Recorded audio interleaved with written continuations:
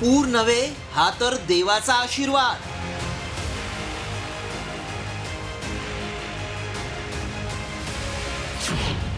पाकिस्तानच्या संरक्षण मंत्र्यांची मुक्ताफळं.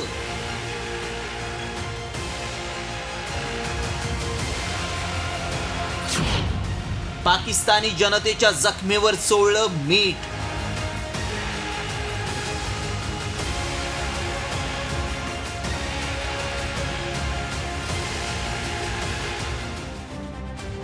पाकिस्तानला पावसानं झोडपून काढलंय, त्यामुळे पाकिस्तानात पूरस्थिती पाहायला मिळाली.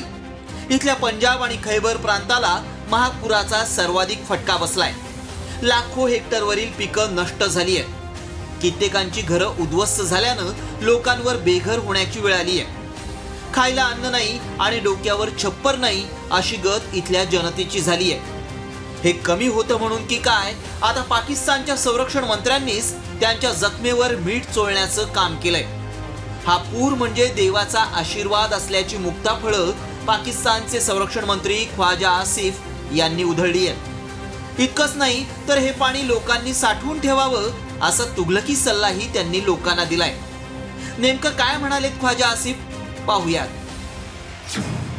सध्या जगभरात पाण्याची टंचाई आहे. अशा परिस्थितीत पाकिस्तानमध्ये पूर येणं हा एक सुखद योगायोग आहे. लोकांनी याला अल्लाहचा आशीर्वाद मानावा. ही काही आपत्ती नाही, हा अल्लाहचा आशीर्वाद आहे. लोकांनी हे पाणी आपापल्या घरात भरून ठेवावं, म्हणजे प्रश्न संपून जाईल. पाहिलं, ख्वाजा आसिफ यांनी महापुरावरून कसं ज्ञान पाजळलंय. पाणी साठवण्यासाठी मोठं धरण असायला हवं होतं, ते आपल्याकडे नाही. त्यामुळे लोकांनी हे पाणी घरातल्या वस्तूंमध्ये साठवून ठेवावं, सरकारला दोष देत बसू नये असं सांगणाऱ्या ख्वाजा आसिफ सारख्या नेत्यांवर पाकिस्तानच्या सुरक्षेची धुरा आहे. यावरून पाकिस्तानची करावी तितकी कीव कमीच आहे. पुरामुळे पाकिस्तानच्या पंजाब प्रांतातील 20 लाख लोक थेट प्रभावित झाले. झेलम, चिनाब आणि रावी या तिन्ही नद्यांना एकाच वेळी पूर येण्याची ही पहिलीच वेळ आहे. या पुरामुळे आतापर्यंत 41 लोकांचा मृत्यू झालाय, तर संपूर्ण पाकिस्तानात 1000 पेक्षा जास्त लोकांचा बळी गेलाय. लोकांपर्यंत मदत पोहोचवण्यात पाकिस्तान सरकार अपयशी ठरलंय.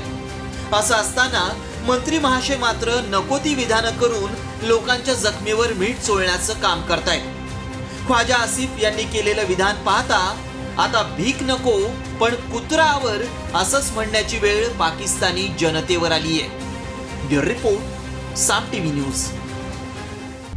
आता isakal.com आहे देशातील नंबर 1 ची मराठी न्यूज वेबसाईट. प्रत्येक अपडेटसाठी isakal.com ला नक्की भेट द्या.